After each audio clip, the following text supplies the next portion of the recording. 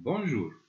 Alors, je vous propose aujourd'hui un exercice d'espace qui est varié et qui convient pour toutes les sections. Alors, n'oubliez pas d'essayer par vous-même de répondre aux questions avant de voir la correction que je propose tout de suite. Premièrement, on veut déterminer les coordonnées des points D et E dans le repère O, OA, OB, 1/2, OC. Alors pour cela, on va essayer d'écrire chacun de ces deux vecteurs en fonction des vecteurs de la base. Alors pour le vecteur OD, d'après la relation de Charles, c'est égal à OC plus CD. Et on sait par donner que le vecteur CD, c'est égal à 3OA. Donc OD, c'est égal à 3 fois le vecteur OA plus 0 fois le vecteur OB plus 2 fois 1/2 le vecteur OC. Cela donne que D a pour coordonnées 3, 0, 2. Et on va faire la même chose avec le vecteur OE qui est égal, d'après la relation de Charles aussi, à OC plus CE. Et pardonnez, le vecteur CE c'est égal à 3 fois le vecteur OB. Donc le vecteur OE c'est égal à 0 fois OA plus 3 fois OB plus 2 fois 1/2 OC. Et ça donne que E a pour coordonnées 0, 3, 2 dans le repère OA, OB, 1/2 OC. Dans la question deuxièmement petit a, on veut déterminer des représentations paramétriques de chacun des droites AD et BE. Alors, le vecteur AD de composant 2, 0, 2 est un vecteur directeur de la droite AD qui passe évidemment par le point A de coordonnées 1, 0, 0 et ça donne que AD a pour représentation paramétrique x égale 1 plus 2 alpha, 0 plus 0 fois alpha, donc c'est 0, et 0 plus 2 alpha, avec alpha un paramètre réel. On va faire la même chose avec la droite BE. On a le vecteur BE de composant 0, 2, 2 est un vecteur directeur de la droite BE qui passe par le point B de coordonnées 0, 1, 0. Et ça donne que la droite BE a pour représentation paramétrique x égale 0 plus 0 fois bêta, 1 plus 3 plutôt 1 plus 2 bêta et 0 plus 2 bêta ou bêta appartenant à R. En petit b, on veut déterminer l'intersection entre les droites AD et BE. Et précisément, on veut montrer que les droites AD et BE se coupent au point I de coordonnées 0, 0, moins 1. Alors, on passe directement à déterminer l'intersection. Alors, on a M de coordonnées x, y, z appartenant à l'intersection entre ces deux droites. C'est équivaut à les coordonnées de M vérifient à la fois la représentation paramétrique de AD et celle de BE.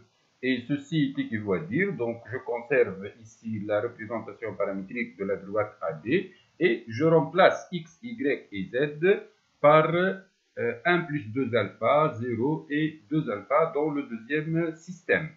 Le deuxième système, c'est équivaut à alpha égale à bêta égale à moins 1 sur 2.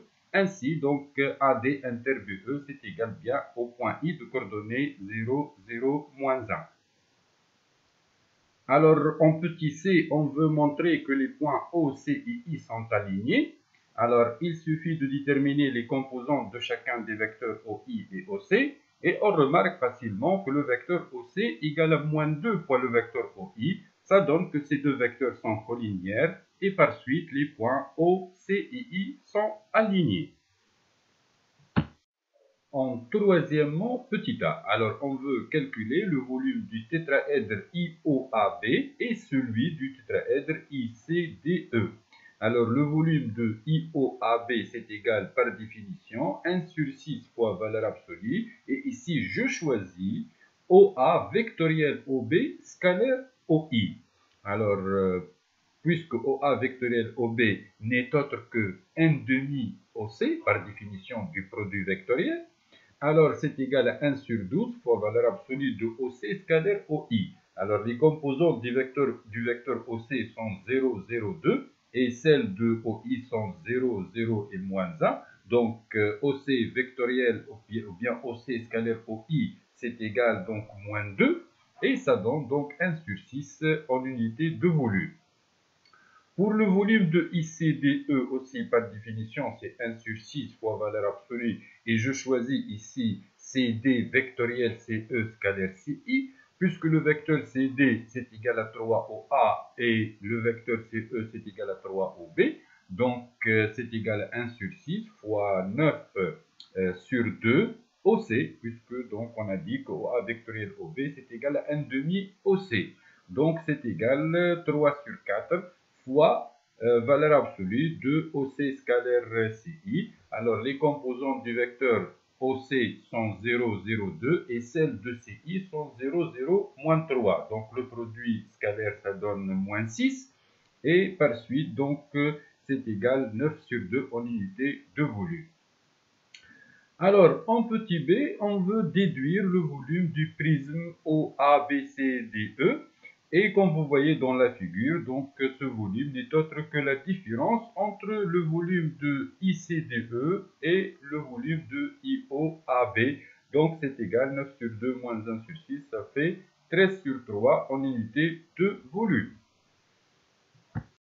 Alors, en quatrièmement, petit a, on veut montrer que l'ensemble S des points M de coordonnées x, y, z tels que x carré plus y carré plus z carré plus 2z moins 1 égale à 0 et la sphère de centre I. Alors, il suffit de remarquer que cette équation, on peut l'écrire x au carré plus y au carré plus z plus 1 au carré égale à 2 et ça donne que S est la sphère de centre le point I de coordonnées 0, 0, moins 1 et de rayon R égale racine de 2. Alors, en petit b, on veut déterminer l'intersection de cette sphère avec chacun des plans OAB et CDE. Alors, on peut remarquer donc, que z égale à 0 est une équation cartésienne du plan OAB, ce qui donne donc par la définition de distance d'un point à un plan que la distance du point I au plan OAB c'est égal à la valeur absolue de moins 1 sur racine de 1 au carré, donc c'est égal à 1. C'est strictement inférieur à R qui est égal à racine de 2. Et ceci donne que S inter OAB est le cercle du plan OAB de centre O. Parce que O c'est le projeté orthogonal de I sur OAB. En fait, OC est perpendiculaire au plan OAB par définition. Et on a I est aligné avec O et C. Et donc le rayon R de ce cercle-là, c'est racine de grand R carré moins D carré. Donc c'est égal à 1. Aussi, on a Z égale à 2 est une équation cartésienne du plan C de E. Il suffit de remarquer facilement que le plan C de E est parallèle au plan OAB. Et donc, son équation doit être sous la forme Z égale à K. Et c'est Z égale à 2 précisément. Alors, la distance du point I au plan C de E, par définition aussi, c'est égal à la valeur absolue de moins 3 sur racine de 1 au carré. Donc, c'est égal à 3. C'est strictement supérieur au rayon R de la sphère S, et donc S inter C de 2 c'est égal le vide.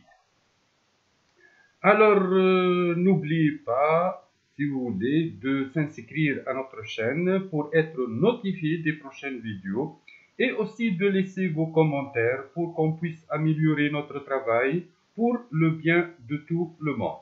Alors, merci pour votre attention et à bientôt.